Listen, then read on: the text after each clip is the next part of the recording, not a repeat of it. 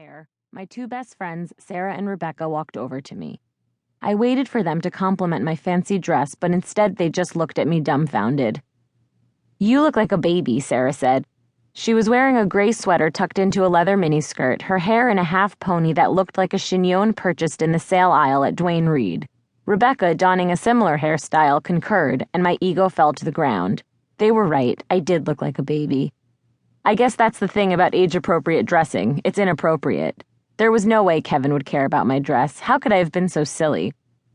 A feeling foreign to me at the time, self-consciousness, reared its vicious head. For the rest of the day, I did everything I could to cover the dress.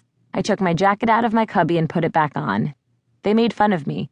I got hot, so I took it off and put it around my waist. They made fun of that, too. This was a no-win situation.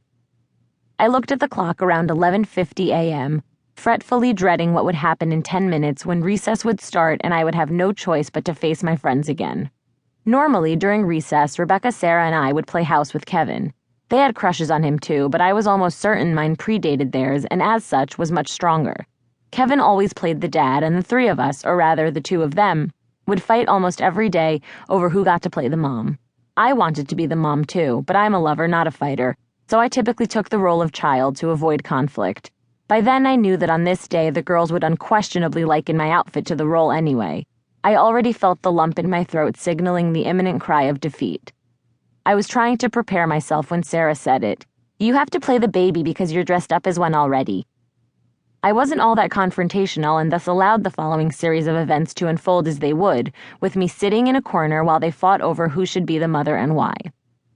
"I'm the oldest," Sarah said. "So, my mom said I'm going to be the best mom there is. I know how to cook vegetables," Rebecca retorted. The kitchen in our game was Fisher-Price, for heaven's sake. I put my head down, though still paying distinct attention to their ridiculous squabble, when I saw a set of knees clad in khaki slacks bend and land directly adjacent to my own. I looked up and there he was, a rash-free Kevin. He moved from in front of me to directly next to me, and I felt his scaly hand clench mine. The world stopped. I couldn't offer much attention to how coarse and unpleasant his grasp felt because my heart was beating so damn fast that I had to wonder if it might explode out of my chest.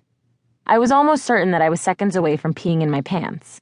Sarah and Rebecca stopped arguing to acknowledge our budding romance, and as they looked over, unquestionable rage in their eyes, he kissed me on the cheek.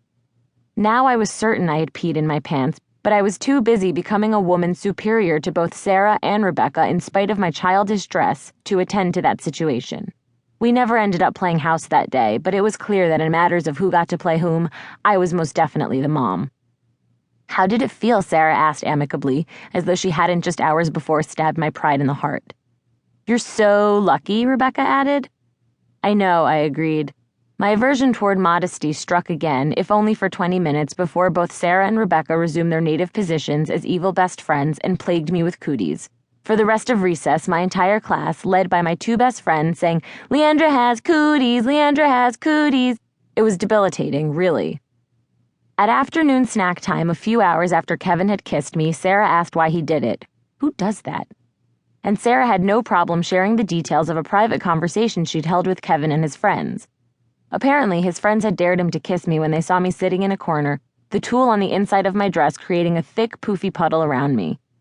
He wanted to give her cooties. Kevin's idiotic friend Zachary had chimed in. Sarah and Rebecca didn't talk to me for the rest of the day, and though my morale was now a bit lower and I was almost certain that the stress and abandonment had caused a rash to break out on my forearms, I didn't blame the yet unfolding disaster on Kevin. Whether or not the kiss had been sincere, it was the most magical lip-to-cheek interaction I had ever encountered.